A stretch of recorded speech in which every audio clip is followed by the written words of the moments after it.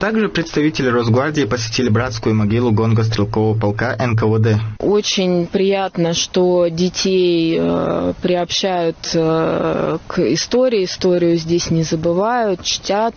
Здесь военно-патриотический клуб «Горец» постоянно занимается восстановлением исторической памяти. Ученица школы поделилась, что такие мероприятия проходят ежегодно, и каждому они готовятся особой ответственностью, ведь память о героях должна сохраняться поколениями. У нас обычно каждый год проводится военный конкурс «Мотор». Этноцид чеченского народа при марионеточной власти Кадырова приобрел невиданный размах.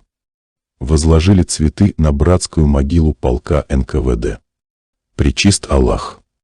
Ритуально посещают могилы убийц своего народа, тех, кто депортировал чеченцев, сжигая заживо, расстреливая больных и стариков, не способных самостоятельно передвигаться. Чтят тех, кто десятками выселял и убивал суфийских устазов. Празднуют победу своих убийц. Нет слов. Это просто отвратительно.